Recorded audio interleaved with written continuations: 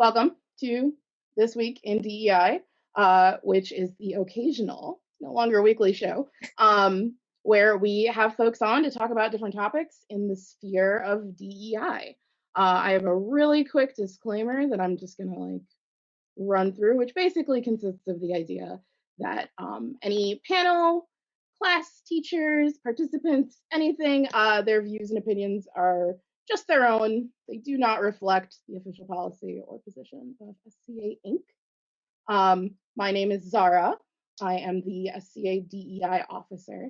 And tonight our class is Challenges Women Face in SCA Combat. It's more of a conversation than a class. And I am with Wolverine, who I am going to let go ahead and introduce herself now.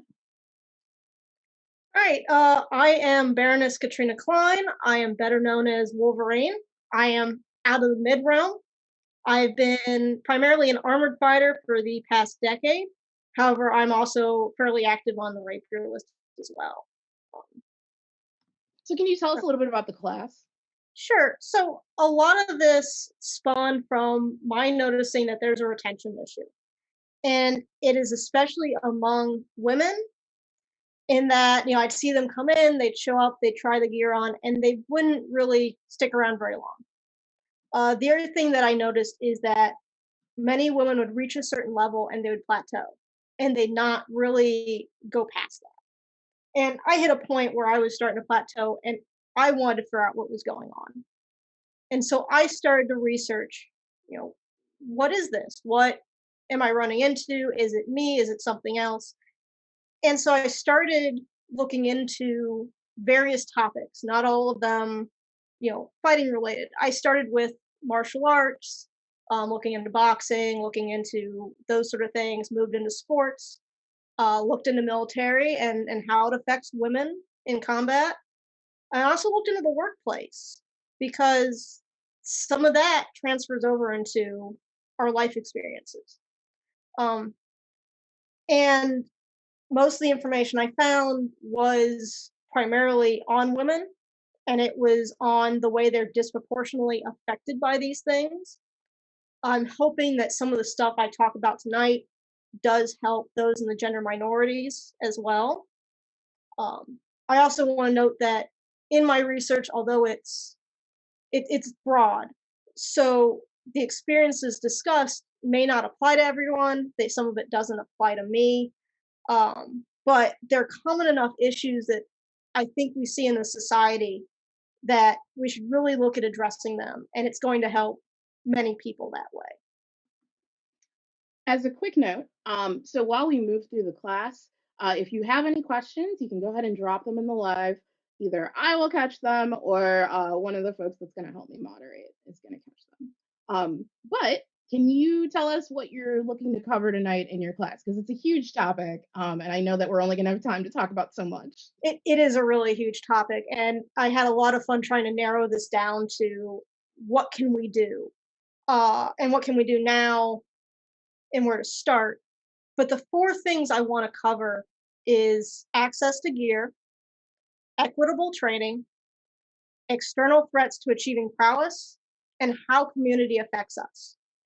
And I want to look at actionable ways that we can address these issues, and especially how we can start addressing them, now that we're looking at the reopening, and even now moving into that.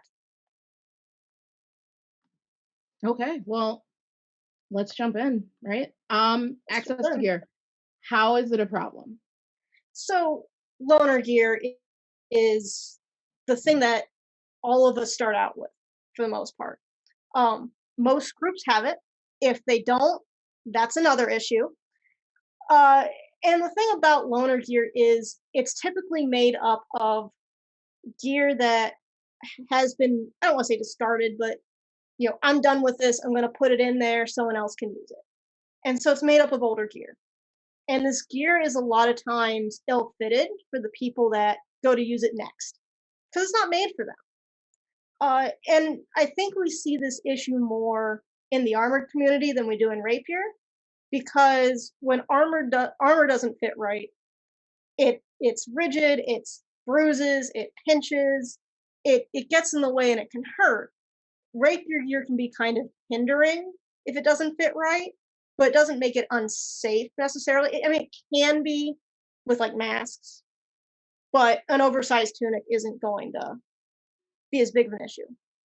Now, I think we see this more with women having issues with the gear than the men because it's not necessarily sized for them. In the United States, statistically, the average height man is about 5'7". The average height woman is approximately 5'3".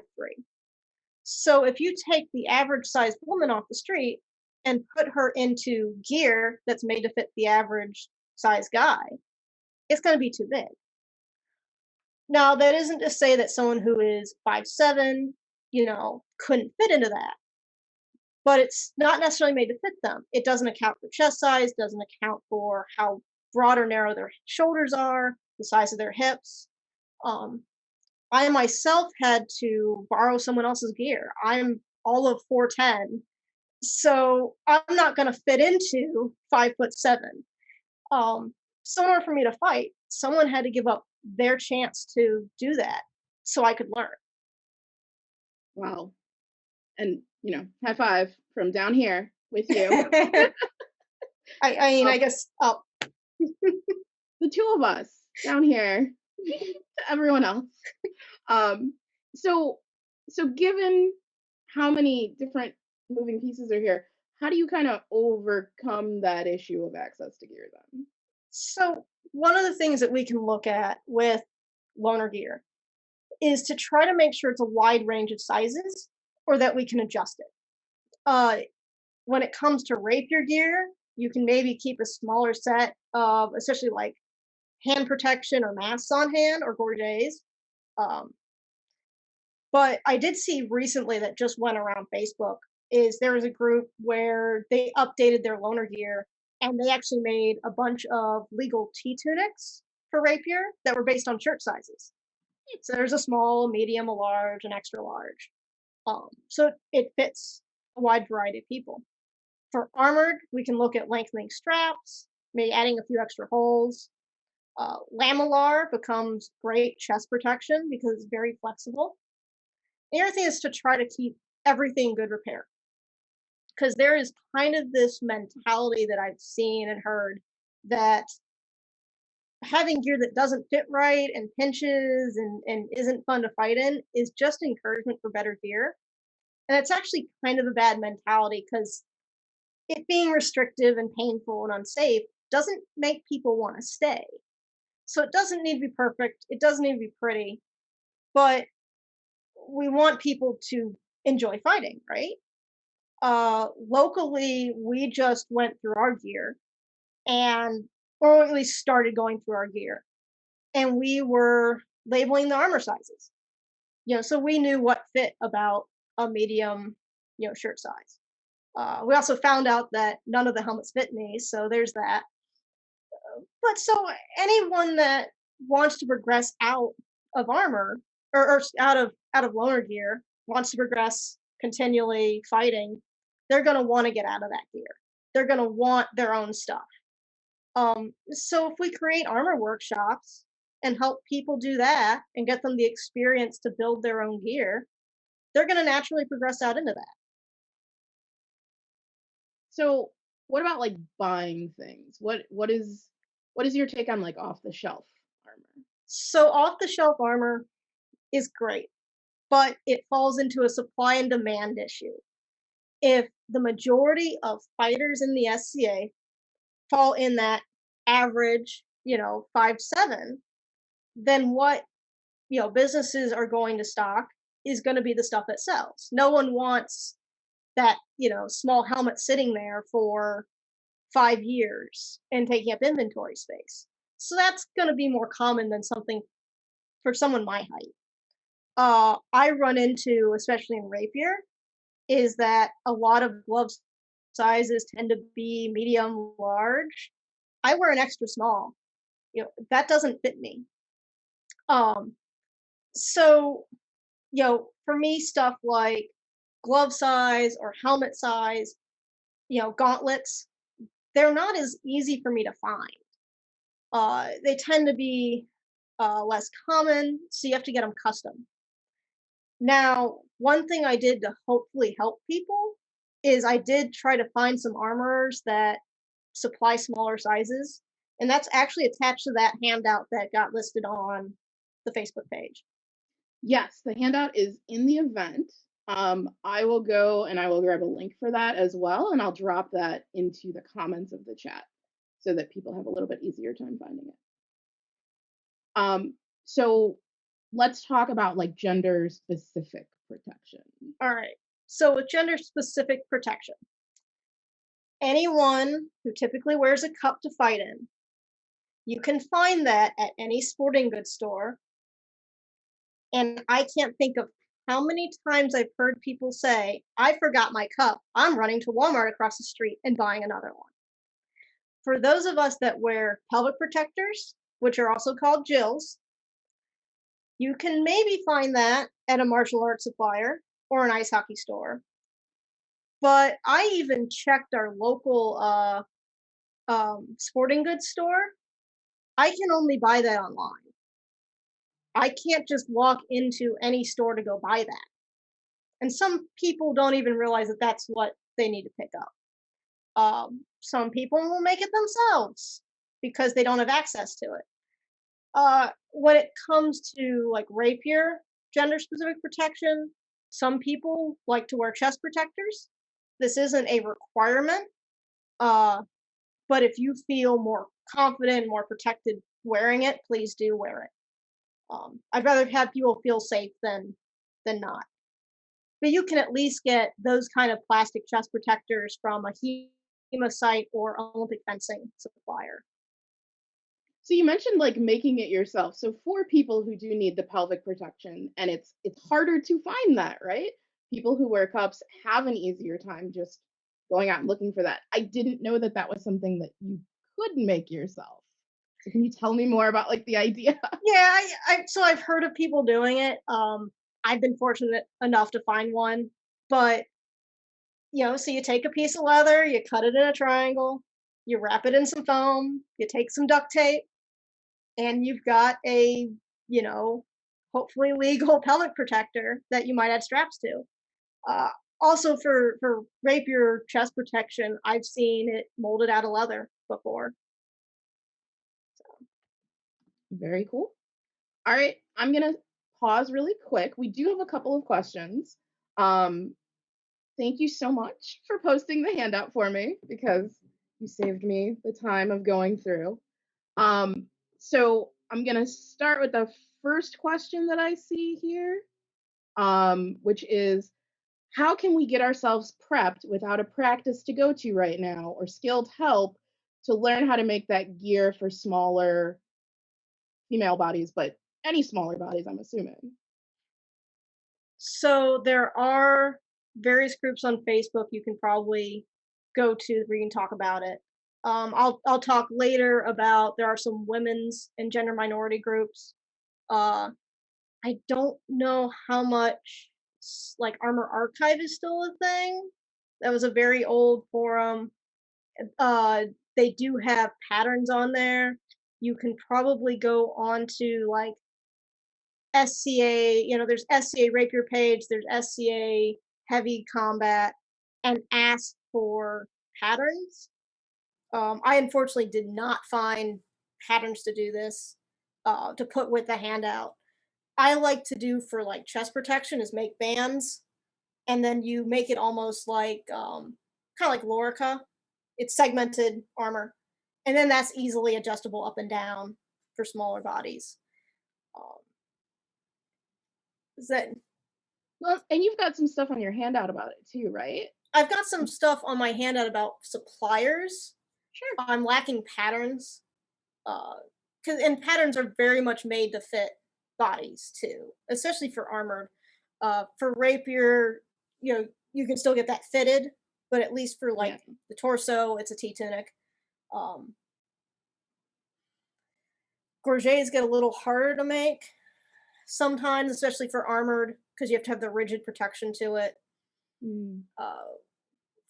I tend to armor fighters locally when I can, because I want people in armor. I want more people to hit. And so I tend to do somewhere in between barrel plastic, which is cheap, and leather. And leather is great for doing stuff like the gorgets and the demis, and they form pretty well. The barrel plastic is cheap and sturdy, and there's not a whole lot of you don't have to mold it a whole lot sometimes. Whereas armor, you kind of have to pound out, or not armor, metal, you have to pound out. Sure. So kind of a follow-up, another question that we got. Torso loner armor is far too long for me. Should a person prioritize their most difficult to fit proportions, or are there specific pieces that should always be prioritized? No, go with what you can get a hold of. If that's a big hindrance for you, you don't want to fight your armor. You want to fight your opponent. You don't want to fight your armor. So if your torso protection doesn't fit you, fix that now. Right. Fix that so you can get back out on the list, or soon back out on the list. There really isn't a priority if you have issues with loaner gear there and there's something you can't have access to every time, then you may want to prioritize that. But yeah, if it doesn't fit you, make that work. Okay. I'm scrolling through and I don't see other things. Sammy mentioned that Vocalo will work with people who have unique hand sizes. Yes. Thank you. It sounds like hand Vocalo's really sizes are good. a Yeah. really big issue with this. Yes. Having smaller hands makes it so much harder. Yeah. I really like Vocalo for their elbow and knee cops because they're fairly inexpensive and I don't have to make them. And everything else is easy from there. He is, I think, not taking orders for a little bit because I think he just had surgery. So he says that on his page. Got you. But I really recommend them for cops. And then we have another comment. A great way to make patterns is out of foam to see if it will fit you. Then you know if you need to add or remove. Have you ever worked at all with foam patterns? I haven't done foam. I've done poster board. Not poster board.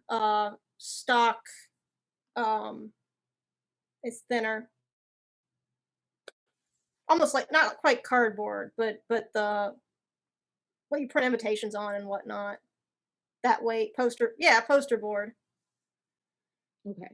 I'm going to hold one of these questions until we get more towards the end because I know we're going to move into other topics. So I see your questions. I just want to make sure that we're not jumping ahead in the presentation. But let's go ahead and we'll move on to the next section.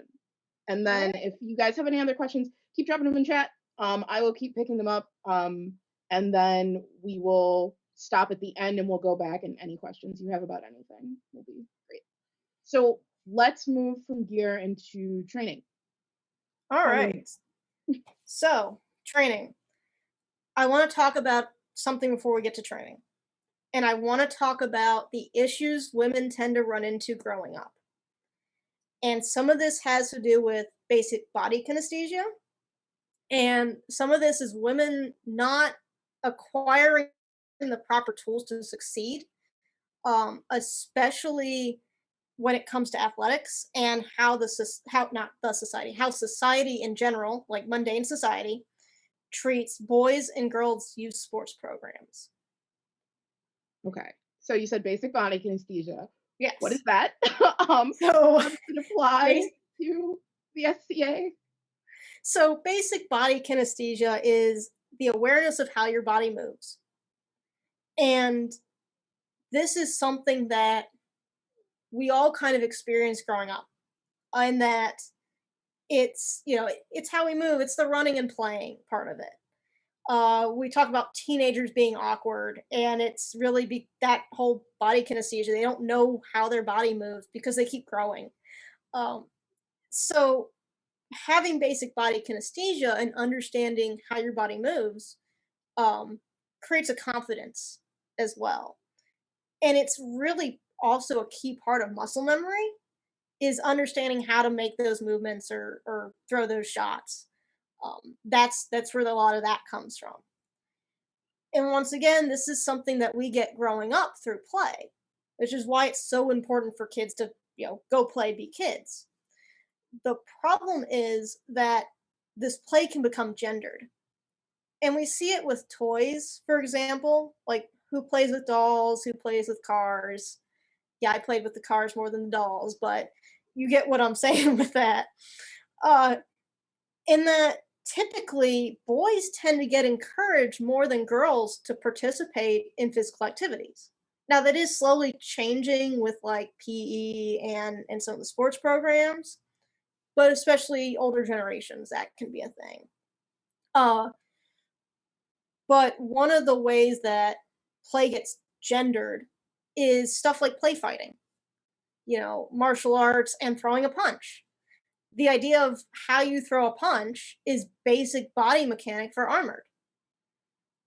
And if you already have that foundation, that concept of what this is, you can build off of it. And people who don't have the basic body kinesthesia or something to base it off of, then their lack of knowledge actually compounds on that.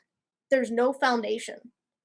It's going to take more time to build that base.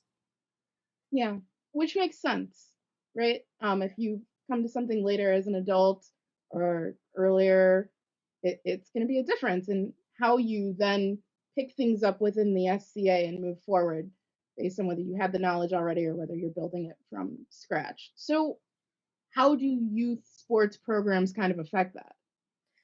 So, well, first off, one of the issues we do see with sports is that girls are 10% less likely to participate in them. So we already have this issue with the gendered play and the less encouragement for physical activities. And then we have people who never continue into sports that lose out on that body kinesthesia. And they also lose out on that muscle development. And the muscle development that you get from these things is actually very important for preventing injuries long term.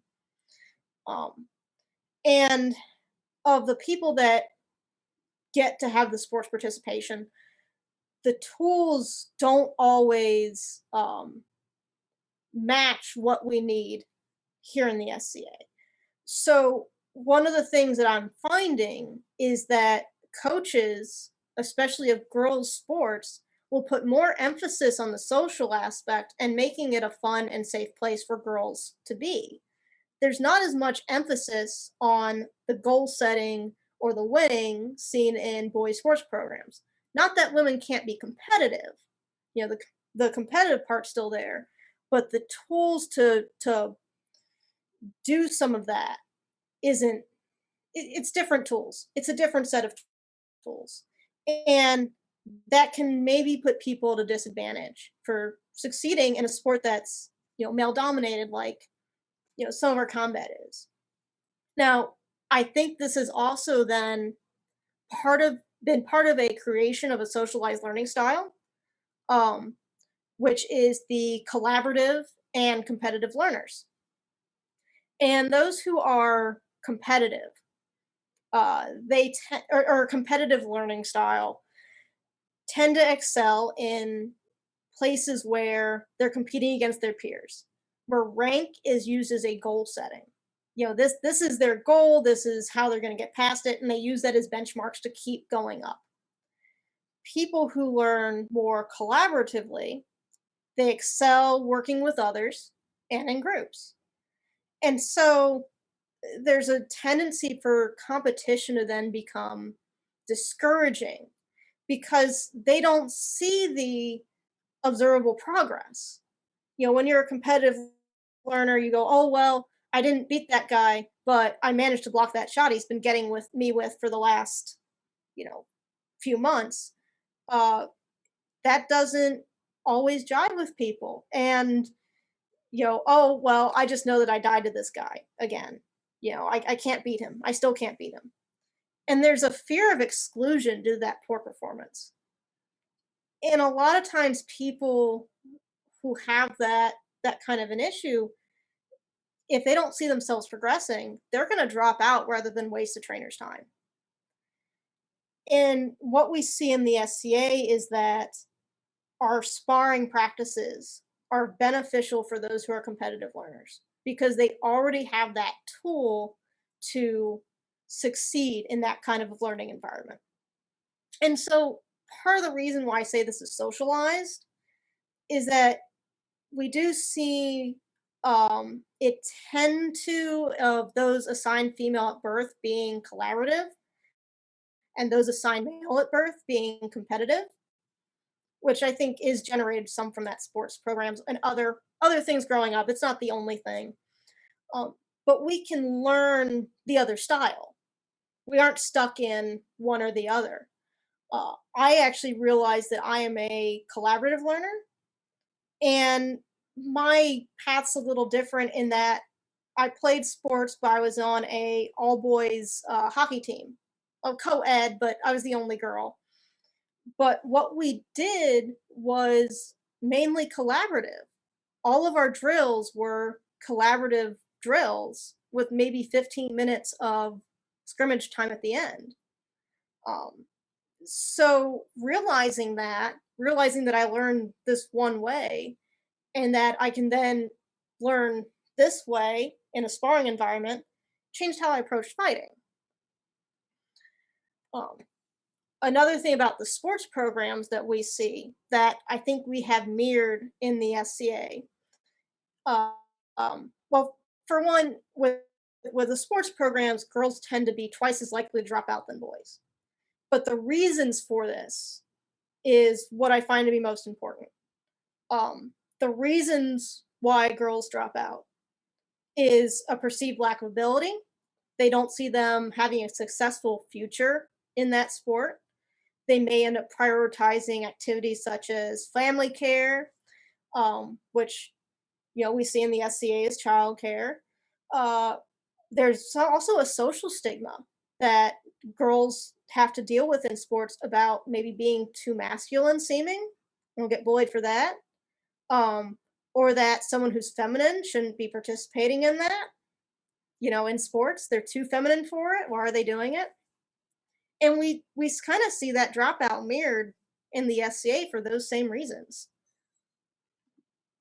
So you mentioned that you figured out that you were a collaborative learner. So in your experience, what do you think can be done to help collaborative learners succeed? So the first thing we can really dig into is just understanding that not everyone learns from spar. We can't get rid of spar because it's an important part of learning timing. It's an important part of putting everything together and doing it on, competitive list in a tournament. But that especially starting out, people may need different instruction because they're missing these tools. And there's a few things we can do to kind of bring in that collaborative bit without, getting rid of the sparring environment completely. Because as I said, it's still important. And that can be things like some extra drills or slow work, like 10 minutes. And then that person that you're doing those drills with, encourage them to do that in spar. So if the rest of the practice is sparring, here, let's do these drills for 10 minutes. Go, this is what your focus is. Just go do that today. And then talk about after practice. Discuss what worked, what didn't, what they had issues with. You can also kind of build a structure into the spar, which will help. They'll help everyone in the sense that you can start identifying issues before they become a problem. And you can identify the frustrations before they really start damaging, any further learning for that day. And part of what helps this is good communication between fighters, which good communication in the sense of helping each other succeed and providing valuable feedback. If possible, and there's room, maybe having space for, an individualized or small group instruction off to the side, when things are necessary. And, some of the most useful instruction I've had sometimes at a practice is just spending a half hour working on a shot. And just in the sense of, I just want to figure out this technique and some of the timing without necessarily the fear of failing there. I just want to practice this. Give me the chance to drill this for a while. The other thing we have to look at is stopping and trying to figure out problems if your opponent is seeming to have issues to adjusting. If you keep hitting someone with the same shot over and over again and they're not picking it up and they haven't told you to just keep hitting them, stop and examine why this is an issue. Stop and figure it out before they seem frustrated with it, because they may not actually know how to voice that that's a problem. And we see this a little in women in that there's kind of a socialized conflict management style that sometimes gets pushed of being a peacekeeper, kind of the be quiet rather than speak up. I'm hoping that's changing because, there's a lot of people wanting to speak up and have things heard now that we may not have seen years ago. But these issues won't get voiced, is what I'm trying to get at. And so someone who is a good trainer will start to learn how to recognize these frustrations, and they'll encourage women to voice these issues and make sure that you listen to them when these issues are voiced, because that's going to help build their confidence in what they're doing. And so much of what we do in fighting is just confidence in our abilities and ourselves and what we can do. And if you invest your time in people and you help them build that confidence, they're going to be more willing to succeed. Or they're actually going to succeed, they're going to succeed and be more willing to do it. Right. Now I picked up what you're putting down. So are there ways to kind of identify who would benefit from one training style over the other, or when? So I think the best way to figure out this identification is to simply ask questions. Start to get to know who you're working with on a bit more of a personal level. And that will make it easier to identify the issues because you'll know what's going on, what's bothering them. They'll talk to you about it. But when I work with brand new fighters locally, I always ask for their previous experience. And sometimes it's sports and martial arts. Sometimes they'll be like, well, I did dance. It's like, okay, so you have footwork, an idea of how your feet move. And you can use that as a skill set to build that training, because we're building a bridge. We're making that connection point of, what one thing is to another. And if they don't have any skill set, then that just means they're going to need more time to build that base, and you're aware of it. So there are a bunch of people talking about dance in the comments. And after this, I'm sure that Wolverine is going to go back through and go. The comments are great. People are really, really getting into a lot of things that I think are exactly the kind of discussion that you were hoping to have. So, but I'm continuing kind of. So yes. Are there issues that you run into when discussing training differences between fighters based on their gender? Yes. I think there's a lot of issue in trying to base it on gender. One of the big things I'll see is that people get stuck on how women do things differently than men. And sometimes I'll see this, I'll use this example on armor of sword leg forward. And I understand that in some kingdoms that's how it's taught. But if this isn't the standard way you do it, if this isn't how you teach all fighters, you don't necessarily start there just because they're a woman. If it works for you, great. I'm not going to say don't use it. There's, even for guys, there's times you do that. But if that's not the standard method, you start with what is. And if you find that there's an issue, then you try it. Is this a possible solution? And move on from there. Because basic body mechanics are basic body mechanics. And we all move a little bit differently, but there's still a baseline to that. And so all of these things should really just be a troubleshooting guide on how to make things work better or how to be better understood by who you're training. The other issue with, lumping people in with we train this group this way and this group that way is you're using differences to define a group. And that is antagonistic. And that's also very othering. And what is great about the SCA tourney environment, SCA Combat, is that we're open tourney format. I can compete on the same list as a guy. I think that's great. As said, I played ice hockey with all the boys growing up. I have no problems with that. I want to compete with them.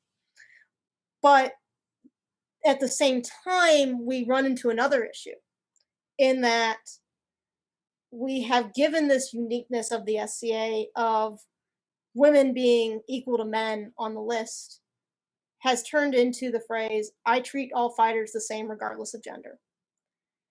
And I get what people are saying with this. But I also want people to understand that this has its own issue and that it's also damaging. Because the idea of this is based in equality. And yes, we want that. But right now we need equity. And, if things are equal, means right now, equal tools, everyone has the same experience, they need the same training, sword lengths are the same, we fight the same way, which is how you end up with clones of fighters. But what it doesn't address at the moment is that people come from different backgrounds.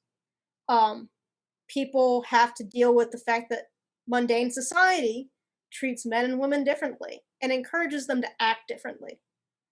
How many times have we heard, well, he's assertive, she's aggressive? Society looks at that differently. And if we want to create this equal environment, which we do, I want us to be, what that phrase is actually, I think people trying to say is, I want to treat them all as individuals. But they're missing that we have to create this equitable fighting environment, this equitable community with all the proper support and resources to get people to that level before we can truly say it's equal. Yes, and I just want to cheer because obviously with DEI, the E is equity. It's not equality because, like you mentioned, equality works when everyone needs the same thing and is moving towards the same place and needs the same kind of help, but that's rarely the case. So what can be done to make SCA Combat more equitable for all fighters? So one of the first things that we can do is all work on better or becoming better trainers and teachers. And that we need to focus our training on the fighter. We need to find ways to help them succeed. As I mentioned, I'm 4'10". I can't fight exactly like a 6 foot tall, 200-pound guy. That's not to say I can't learn from these people. That's not to say that basic body mechanics are basic body mechanics, but I don't have the same reach. I don't have the same angles.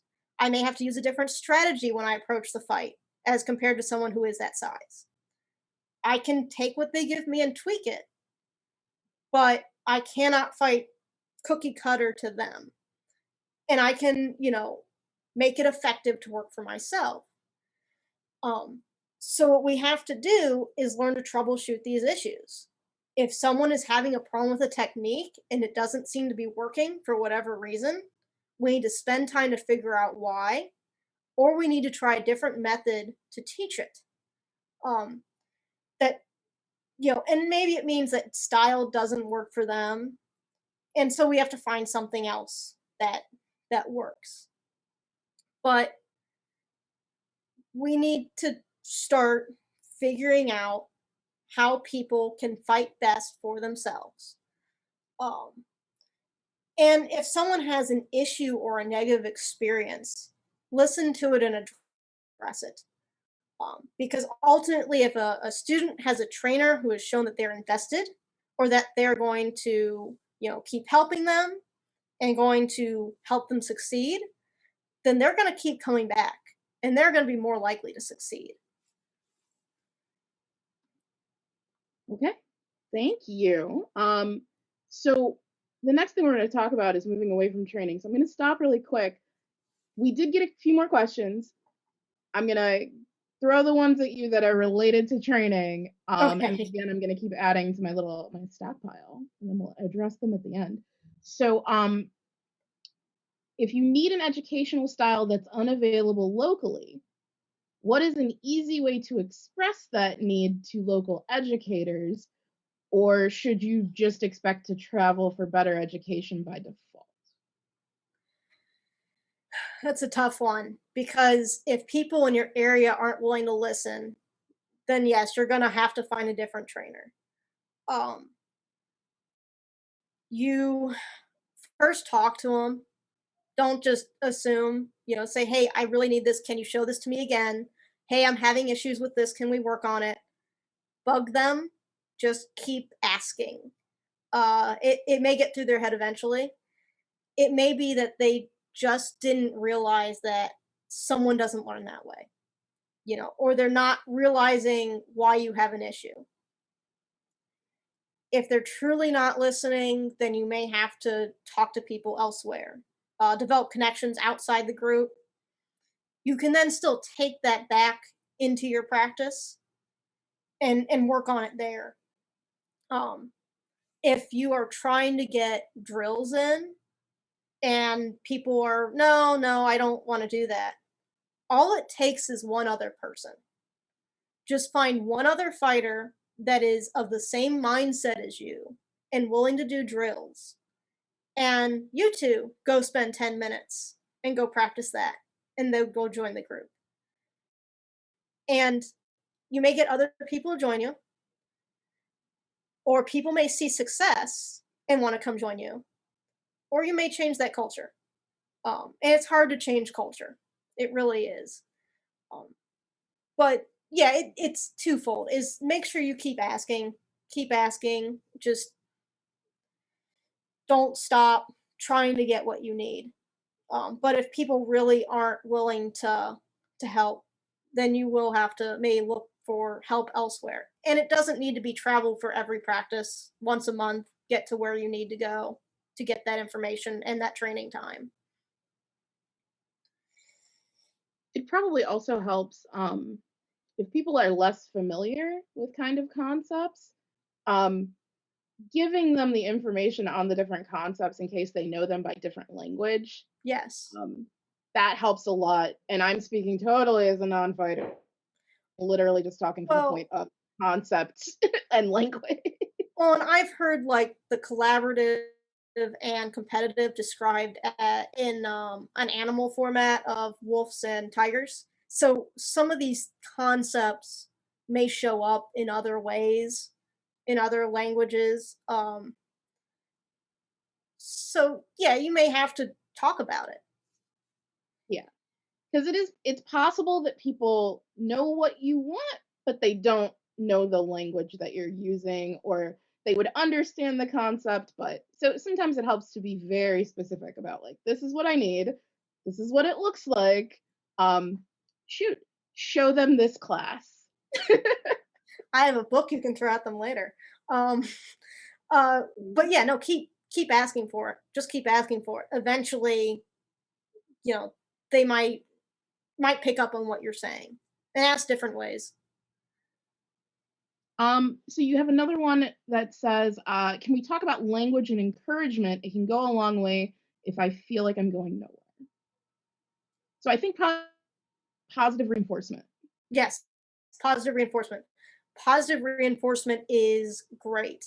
We actually respond better in general to positive reinforcement than negative. And especially when you have someone that's lacking confidence in their abilities, to tell them you did such and such thing wrong is just going to drop that confidence. to say, hey, you were doing this really great. Your footwork's really great, but can I show you this move that I think might help you? Or your sword works really great, but can we try something that I think would make this better? Um, Positive reinforcement is going to go much further than negative reinforcement of just telling someone that they did something wrong. Try to tell them what they did right, and then try to tell them how to make things better, and go from there. This makes sense. You'll hear people talk about like the compliment sandwich, which is, Yes. it's kind of a cliche, but it really does help for people to know not only what they're doing right, but that they're doing something right, especially if they're struggling overall.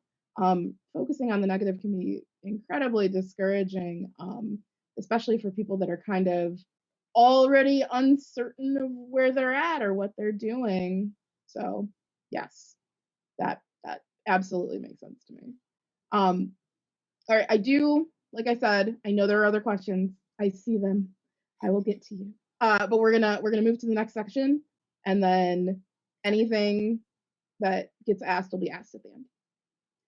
So we've talked about training and kind of the non-SCA elements that can factor into training.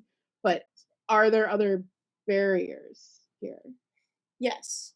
I think some of the things that women run into in the SCA are things like needing to break unconsciousness bias and stereotype threat, and that they also will find themselves pushed towards maybe service or ANS areas, and it is either through the pressure of others or because they find it to be more inclusive to them.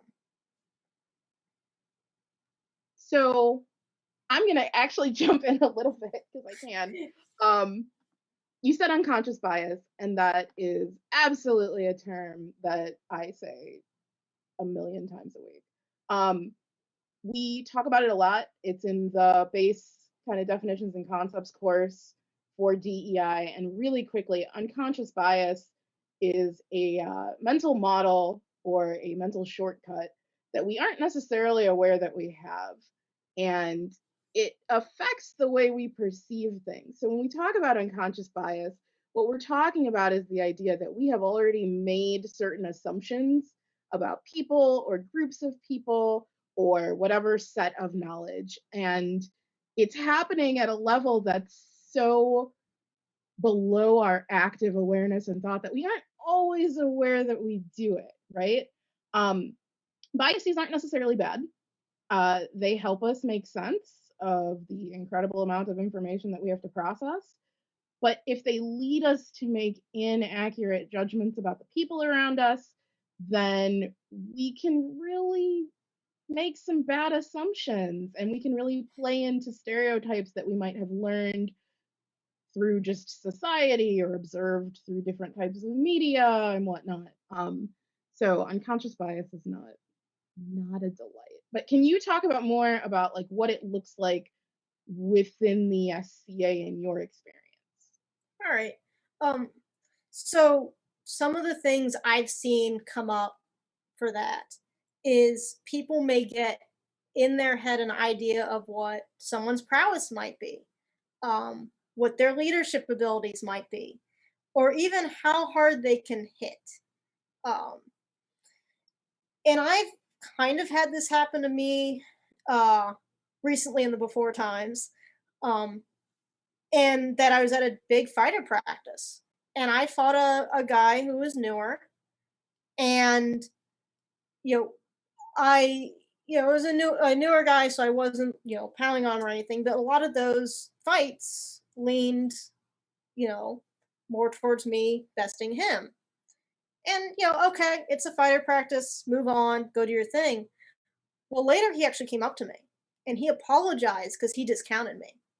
And now I don't know if he discounted me because of my height, because he was significantly taller and bigger than me, or if because I was a woman. It didn't in the end, he apologized for it, but it affected his mindset going into that fight, even without me knowing it. Right. Right. So we talked about another term that I'm going to have you kind of unpack a little bit. Stereotype threat. Okay, you want me to? Yeah, you talk about.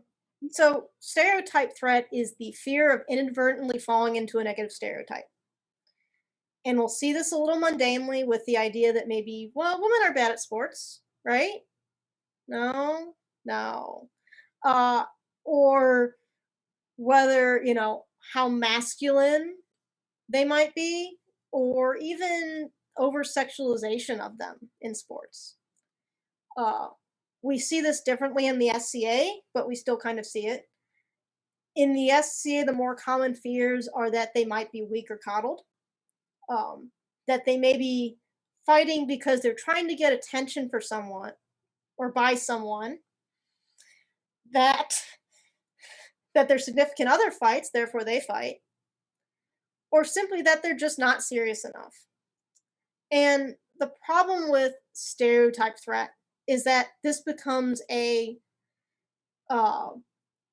self-actualizing, in that it's a fear through anxiety. It's the anxiety that this may be an issue. And so it kind of creates its own self-fulfilling prophecy that way. And reminding people of these things, such as, that they don't want to do that, causes performance to suffer, because then they're worried about that on top of what they're doing.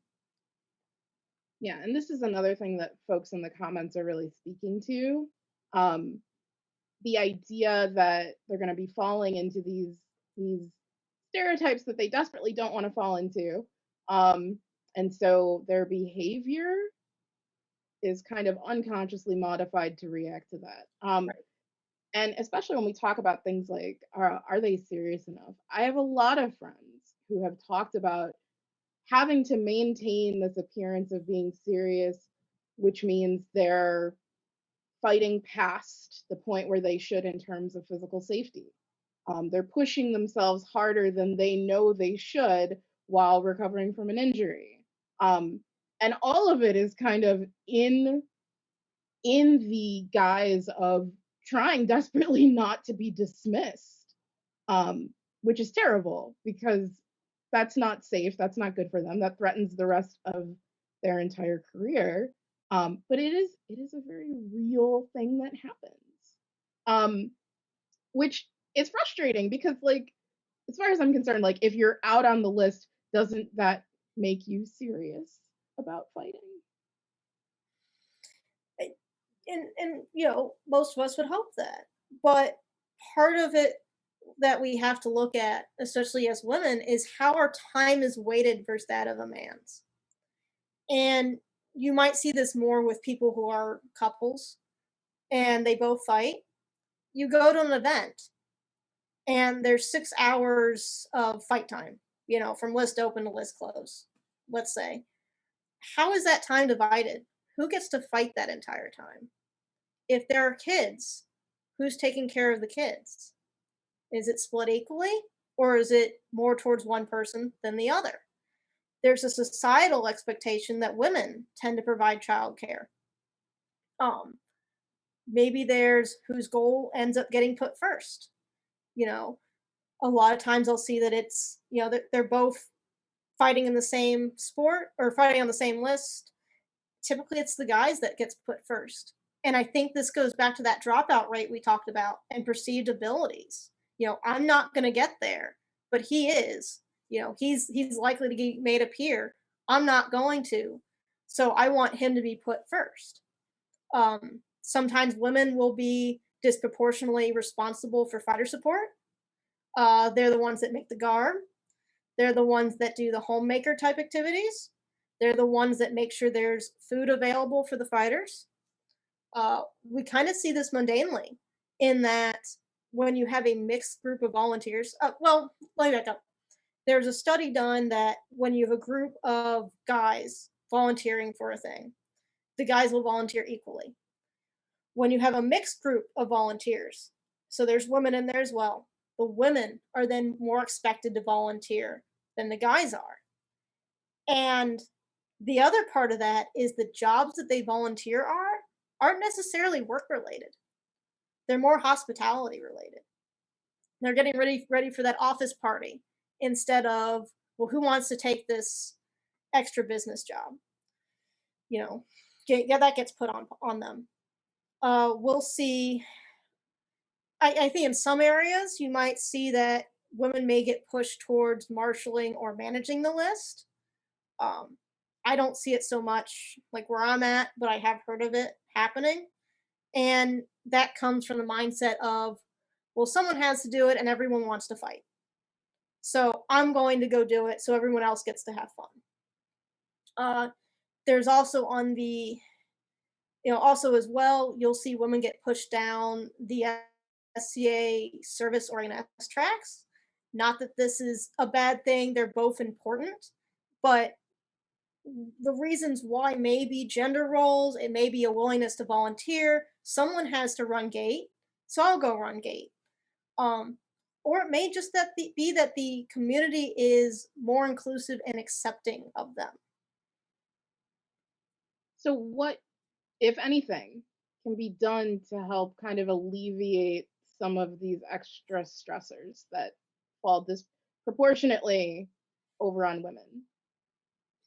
So some of what we can do is examine how our time is weighted. Look at the equability of our time, and that balance may change week to week. If you're a couple that fights, you may have to have a discussion with your partner to help spread out their responsibilities. Some people are very good, so it's not, it's not everyone.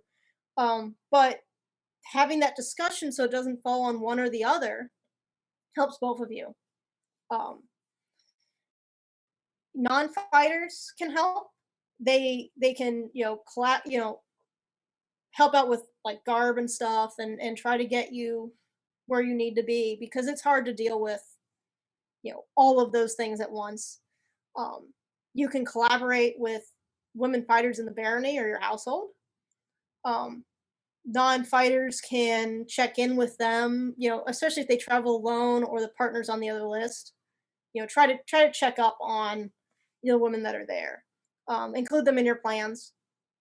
And I've been there, especially being single in the SCA for a time, is I plan for just me. I have to go get my own lunch, I have to make my own garb, I have to make sure I bring my own stuff. So that's all on one person that waits on just them. And that changes between, where people are coupled or not, and all that sort of thing. You can also form a parental network for childcare, and help figure out if maybe one person's off the list watching the kids one event, someone else is another, and so it doesn't fall on one person and everyone gets the chance to fight. And so you get to build a fighter support network in the area. The other thing I want to say is that for the women out there, if you want to fight, go fight. If this is what you want to make your focus, do it. Feel free to tell people no if they want you to go volunteer for something that you don't want to do when you want to be out on the list. You have a right to value your time. You're allowed to create these support networks to make it easier for you to be out there. You're allowed to make time to train. You're allowed to go take up space on the list. Schedule in that 10 minutes a day of skills training. Make that something you want to do. Go when events start back up, when practices start back up, go to people you don't know and go fight them. And then ask questions after. How did you beat me? Show me that shot. Go make a point of doing that. You just go out there. If that's what you want to do, go fight. Awesome. So I'm going to ask a couple questions. All right. And then we have one more section, and then we'll go to kind of general Q&A. So a question based on the story you told about kind of having your prowess underestimated. How did the male fighter apologize for underestimating you? How did the male fighter, apologizing for underestimating you feel or impact you? Like, how did that make you feel? I was surprised. Like, I wasn't expecting anyone to walk up and say anything. he did seem apologetic. He wanted to do some more fights. We never got the chance to, unfortunately, because it was just a busy day. Um, yeah, I was more surprised by it than anything else. I wasn't expecting it. Okay. And then I have another one. It's kind of a comment. I'm going to rephrase it because I think it's a good thing to discuss. So they said the stereotype threat I struggle with most is the worry about not being that person who shrugs shots to win or is too high of a calibration, which turns into dying to light shots or allowing flat shots to be killed. And this person was interested to know how many other women and assigned female at birth folks think about this and whether that's something that men consider as deeply as they do. So, such as people shrugging my shots, so to speak. Yeah. So Oh, basically being so worried about it that you will take light shots or you'll take flat shots just to kind of avoid falling into that negative stereotype. so I guess I worry about it a little more when I fight rapier because I'm coming from armored and I don't want to miss something. Um, but even then, everything, touches good there. For armored, I don't worry about not taking shots personally, um, because it's a conversation. Calibration and in fighting is a conversation, and having a conversation about what's going on will help some of that. In that, I can look at who I'm fighting and say that felt tippy, or that felt like it skipped off my helmet. Um, that didn't look did that land edge on because it looked like your hand was turned. You don't feel bad about having that conversation with people because it's kind of helping us all learn. Um, you don't do it in a tournament, but in a practice, that is fine. Um, I I don't know if that answered the question per se, or I think so. So there's, like I said, there's a lot of conversation. So other people are also kind of speaking to it from different perspectives. I'm going to highlight one comment that I thought kind of stood out. So socialized women get excluded a lot or dismissed because it's assumed they're not interested in talking stick or they have nothing valuable to add. I mean, I And, always want to talk sticks, so uh, I'm well, here and talking about fighting. Um, we know that, of course, like everyone who fights is likely interested enough to want to contribute to these conversations or at the very least be invited. Um, right, right. just that comes That's the back to other like thing not being taken seriously. is exactly. And don't assume that this woman doesn't know anything. They may have been there for a while. They weren't born yesterday. They've been fighting for a while. They know something. Anybody can teach you anything. Even that new fighter that just walked in can teach you something. It may not be what you expect, but they can teach you something. So don't assume that a woman can't teach you anything. Uh no, I if you were to like involve another woman fighter in a conversation about fighting and then ask them. That's the other thing. Don't assume that they're going to interject their opinion or their thoughts. They will give you their opinion especially if you ask. Some people have no problem saying, here's the thing and here's my opinion. But I think that I see that a lot of times with women that are used to being in an all male environment. Ask them, hey, what do you think of this? You know, don't just assume.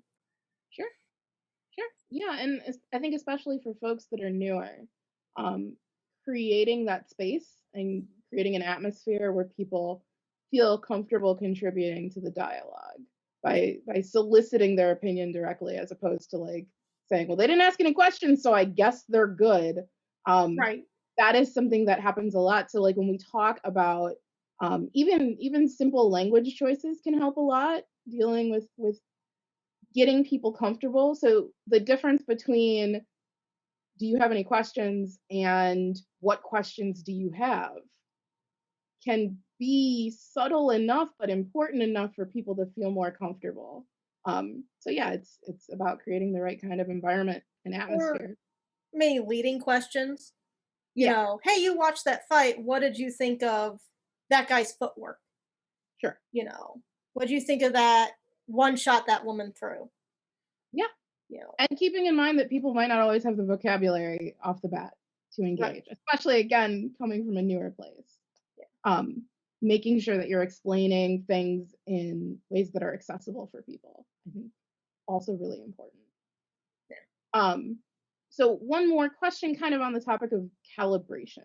And again, there's a whole conversation, but I want to make sure, I feel like I'm like pulling you into the comment conversation. So do you have any tips about being less intimidated by the idea of calibration, like figuring out how to approach that? How to approach calibration in the sense of discussing it? I think in the sense of either kind of falling into that, getting it wrong and having people judge you for it, or calibrating too low, calibrating too high, and then dealing with the fallout or being perceived in a negative way for it. This is my So assumption. one thing I've heard of people doing is like a calibration check sometimes beforehand. Um, is, you know, okay, go ahead and hit me in the leg so I know what you consider to be good, and then you hit me, you know, I hit them. I've heard of people doing that. Uh, some of it's also being aware of like what you're doing at the time. Like if I'm training a shot and I just want to train the timing of it, especially in like I'm going to use armored because I figure calibration because like I said, rapier's a touch. There we shouldn't be having a conversation about calibration there. So armored. If I'm just training the timing of a shot or a mechanic of a shot, then that feedback is more valuable to me than did I hit you hard enough? Because if I did the mechanic right, then I can hit you hard enough. But if I'm going to be doing the same thing over and over again, you know, I don't feel the need to hit with that power every time. Same thing going back in training with somebody else is I'm leaving this open every time I throw the shot, getting blasted there 3, 5, 10 times makes me want to go put my gear down for a little bit and not keep practicing that. So you can talk about calibration that way. And that's why I've also seen buffer weapons used occasionally. Some of the trainers are starting to look into using that for a training tool. So you know you got hit, you know you left it open, because you're just training those things. You can always learn to train up power. Um, at the same time, you need to understand what is a sparring, you know, versus a tournament. And if we're training for tournament, the power needs to be across the board because I need to know what people are going to take there. But this is all conversation. Like we have to trust who we're working with of, hey, was that hard enough? No, I wouldn't have taken that in a tournament. Or hey, I'm working on training this. Can we do half power today? It's a discussion. It's okay to talk about these things. I know there's kind of this mentality of, you know, hit them harder or how hard you need to hit. But when you're training, as long as you acknowledge that, I don't see that being a problem. You just also have to acknowledge what you're going to be hitting in a sparring, or not sparring, in a tournament. Right, right. And there is, I think that there's a lot of kind of support for exactly what you're saying. So I'm gonna read another comment that just kind of parallels this. So part of training should be to help familiarize fighters with the standard calibration in tournaments for your kingdom. To do this, you need to be able to have an open, non-judgmental discussion of the topic with your training group. That's what training is for. Yes. So, yes, I definitely think that what you're saying is something that's resonating a lot for people in the comments. All right, I'm gonna jump to the next section, which is our last section. Any other questions, please drop them in chat. And then at the end, we'll kind of have an open Q&A, and it'll be delightful. So Last section. Let's talk about kind of the impact that community can have for people. All right. So community is very important to what we do. And it's why we're here. You know, most of us wouldn't still be playing if not for a community. It's what makes us stay. One of the issues that we need to look at, though, is that when a community is unhealthy, it's detrimental. And that we really need to look into addressing some of this. And by addressing some of this, we will help encourage all demographics to want to stay because it's healthy and makes us want to be there. So what is the potential for unhealthy communities here? So one of these things is microaggressions. Microaggressions. Yeah. Oh my God. I think you might know a thing or two about microaggressions. Microaggressions are like, again, something I say 8 million times. Yeah, no, I definitely can talk about microaggressions. So again, in the definitions and concepts course, we talk about microaggressions a lot. Microaggressions are also called micro inequities. That is a term that Mary Rowe coined in like 1973. And what we're talking about are these small events. Sometimes they're very hard to prove. Sometimes they're completely unintentional. They're not said with malice. They're not performed with malice. They are usually a result of unconscious bias in and of themselves. And it's usually a response to people being different in some way. And it's some kind of a slight, and it can demean or marginalize the person that the person committing the microaggression is talking to. So they can be actions, right? So if I'm talking to you, and then every time you start talking, I pick up my phone and start texting and ignoring you. And then when it's my turn to talk, I put things down. Or if, let's say, we're all in a circle of people and I'm making eye contact and talking to everyone, but when it comes to you, I interrupt you. I don't look at you at all, right? These are things that could be just innocently done, right? Maybe I'm just busy. Maybe I'm not paying attention. But when you see this kind of emerge patternistically, it can be really problematic. Usually they're comments. And usually the comments are things like, well, you don't sound Black. You don't look Jewish. Being frustrated by, well, I had to spend that whole practice with a girl fighter. Right? Like, I haven't heard that one, but these are things that people don't really realize can be so harmful, but they can be, and you hear them often very frequently, right? It's the death by 1,000 cuts. It's the thing you hear over and over and over again, and it takes some part of your identity and just this little pinprick. And sooner or later, you just kind of react to it. So yeah, microaggressions, not a delight. Also not a delight. Right. And they just build on top of each other, and eventually you want to be done with it. You don't want to keep going back if that's something you have to deal with every single practice. Yeah. Every single event or every single tournament. Yeah.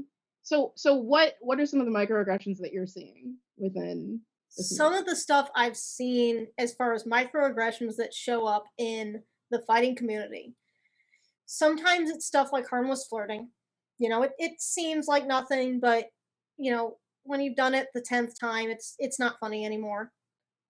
It can be comments such as teasing one of your guy friends about hitting like a girl, which, you know, by the way, what is hitting like a girl? I mean, sometimes it's using gendered terms as put downs.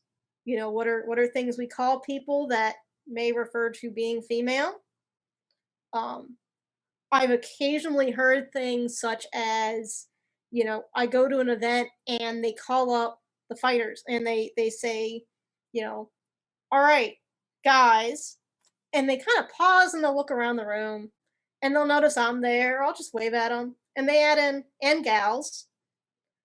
we don't need to do that. We don't need to genderize who's on the list.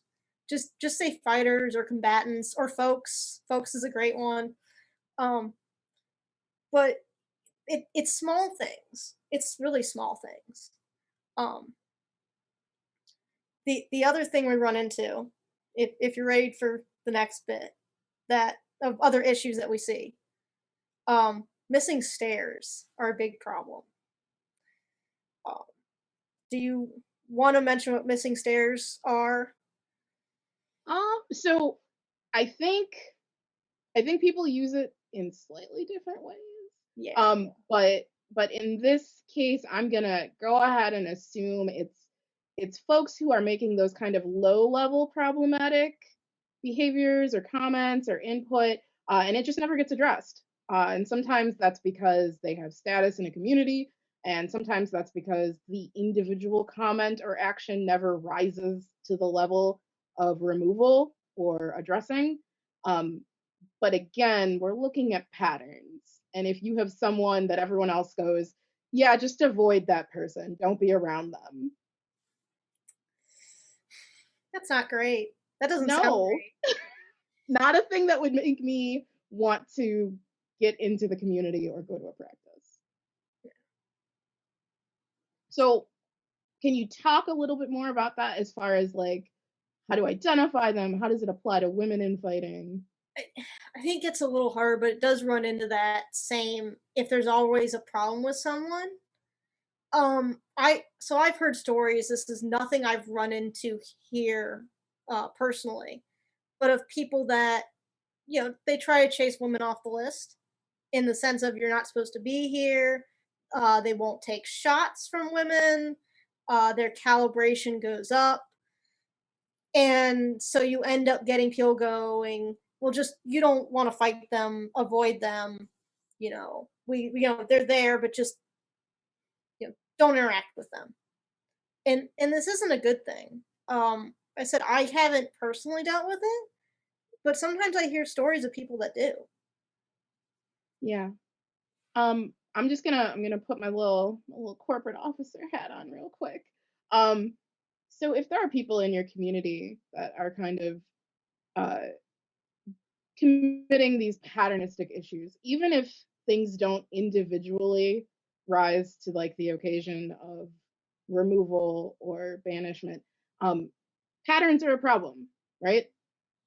If you have talked to them, if you have gone to the event steward or marshal or baronial lead or crown or whoever, and they have talked to them and nothing has happened, start documenting it with your seneschal. Escalate it if you need to. Please keep in mind that we do have policies that will provide support for you in seeking to address these issues. So the sexual misconduct policy is one that comes to mind. The bullying and harassment policy, our core values, which Corpora got revised recently, and they are right there in the introduction. So please do report this to your seneschals. Report it to your kingdom seneschal. Report it to whoever you need to report it to be heard, because it is really important that we kind of call out problematic behavior when we see it. Because even if we ourselves can kind of brush something off, we don't know how the next person is going to feel about the same kind of behavior. And we don't know how much it will continue to escalate if we let it go unchecked. So talk to folks, let people positions of authority know so that potentially things can get done to address it. And that's the other thing is I may not notice something because I've learned how to deal with it, or it doesn't come up on my radar. Uh, and some of the things, like we're joking with our friends, but someone new comes in and they don't recognize that this is just a joke. They don't recognize that this is people playing around. And because they don't know this, that may make them feel like they can't be in the group. And that doesn't help keep people either.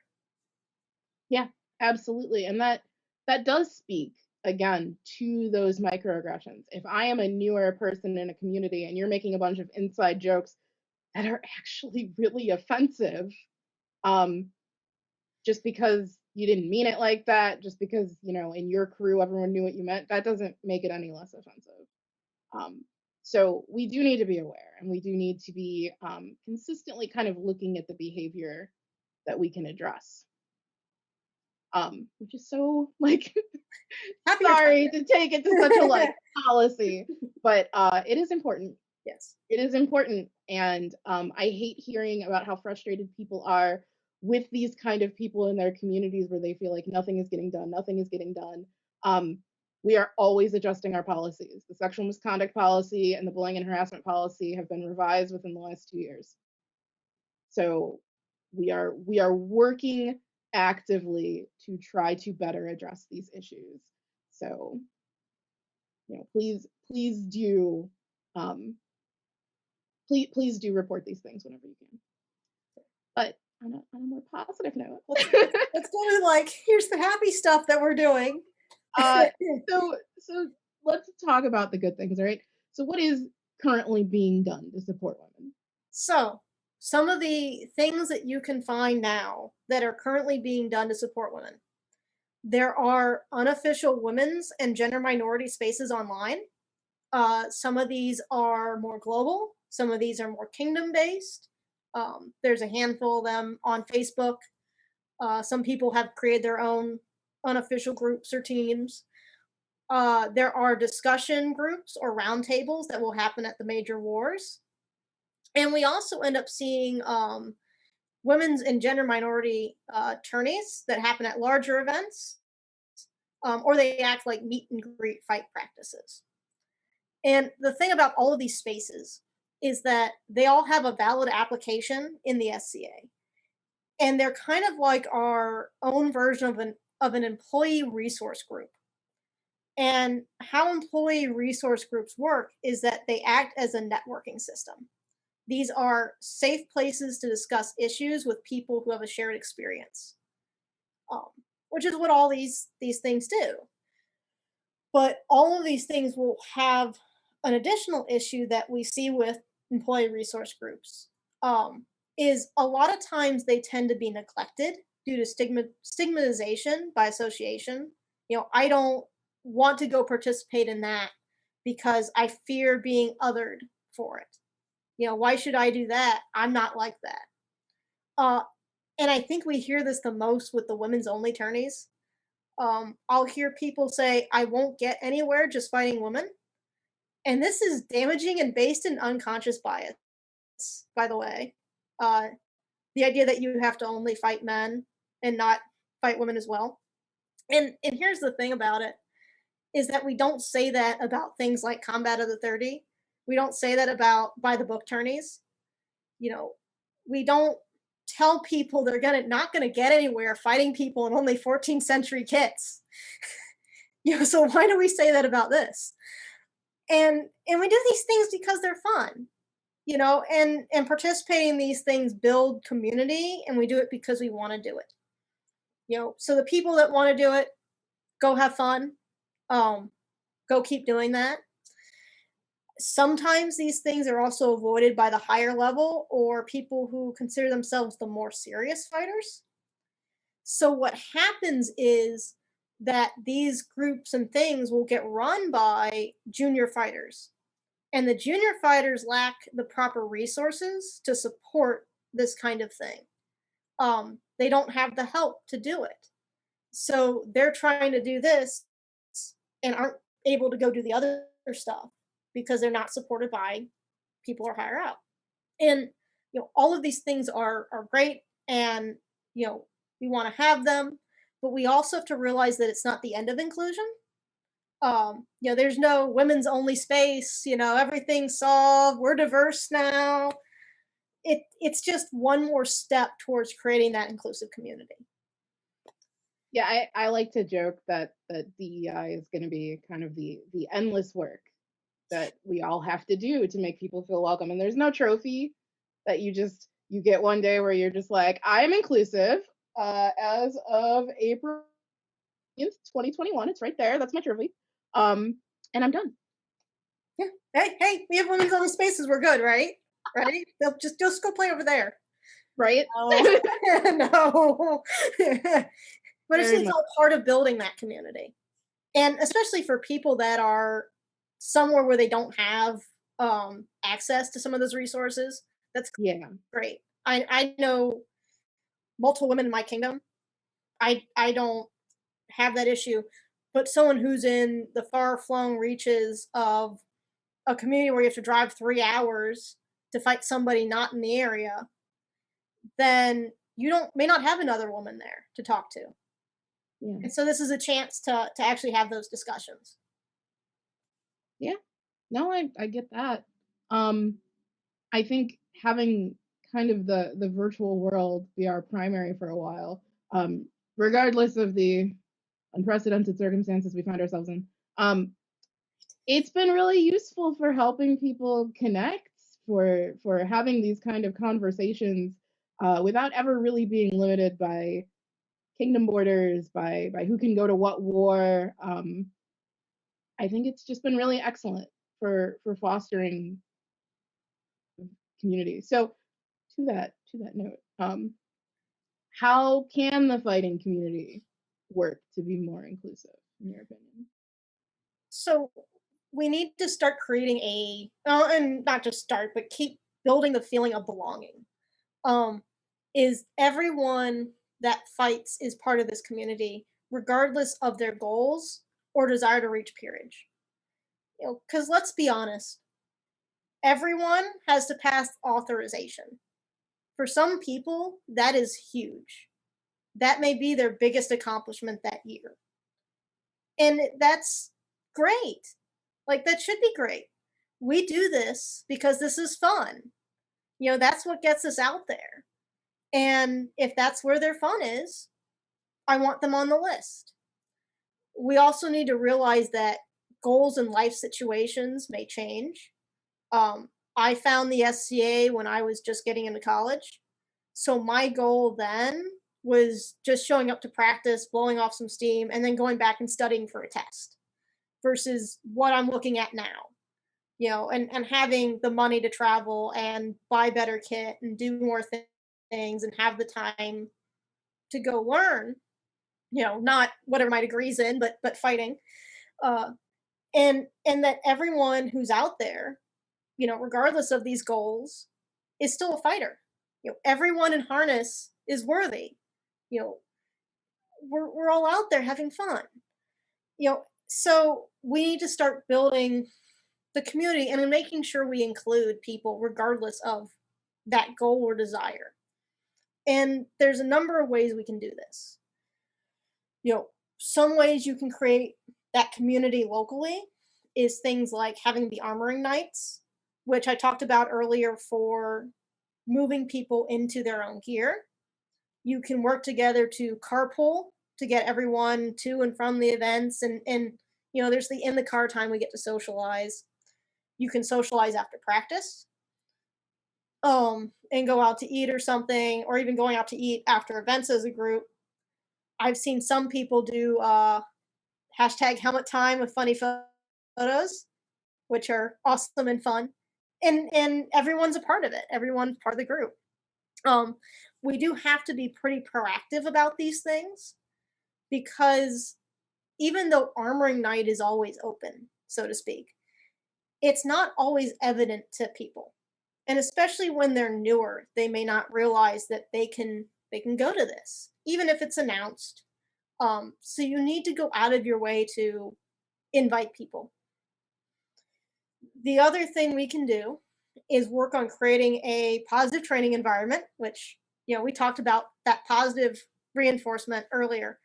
And that realizing that making mistakes and failing, so to speak, is all part of that learning process. When you run into an environment that's negative, that fear of failure is going to outweigh that fun of fighting. So we do this because it's fun, right? So when we create an environment for training where people can trust the trainer, they can trust the people they're working with, they trust their practice mates. This allows for that conversation we talked about earlier and the collaboration that we want to bring in. It allows for better instruction because you can have that conversation. It allows everyone to work together and become a better fighter. And, you know, as I said earlier, that you can learn from everybody. You know, rank isn't required for teaching. We can learn from all people at other skill levels. One of the things that I like to do when I'm training inexperienced people is they'll say, "So what did you see?" "All right, well, here's what I saw." You know, da da da da. We'll talk about it. And I look at them and I say, "So what did you see?" And when they're inexperienced, it's funny to see the look in their eye because it catches them way off guard. They don't expect me to ask that. But this ends up doing multiple things in that it gives them the chance to identify what they see in the fight. Uh, and it gives them the chance to learn how to explain what they saw. So developing that language that we talked about. And it also helps them build confidence that they know what they're talking about, you know, that builds their knowledge. Yeah, they know they saw that. And if we wait too long to train some of that stuff, like, you know, what are you seeing in the fight? Then they're going to get to mid-level and not have that experience.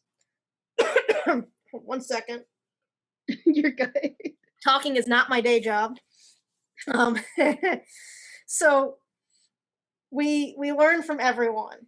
You know, this also ends up causing another set of problems, though, in that we get unsolicited advice and that everyone has something to contribute. Sometimes that advice is bad, but they still contribute it. So we can listen to it, we can make note of it, and we can bring it back to someone we trust or, you know, the trainer we trust and discuss it.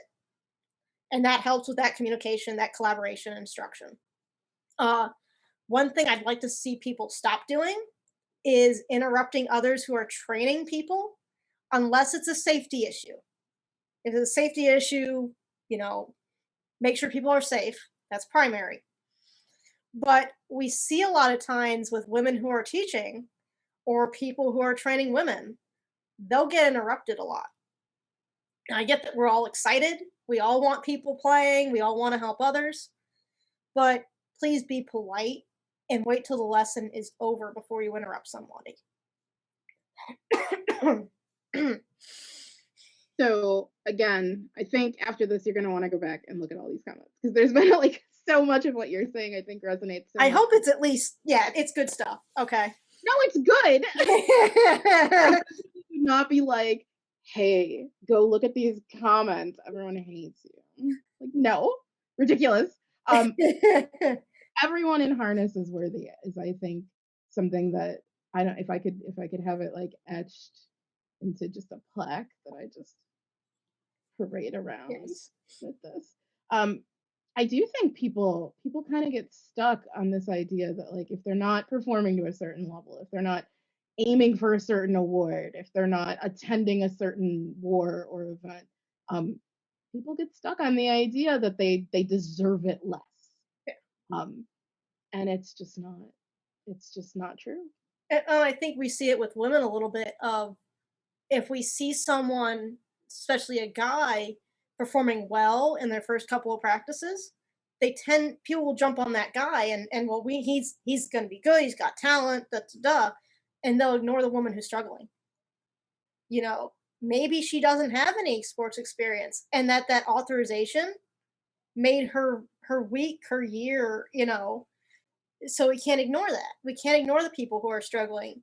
Now, if they've said, "Yeah, I just want to go out there and have fun," you don't ignore them. Still include them, but they're not understand where people are at and where they're coming from. You know, but they're still part of the community.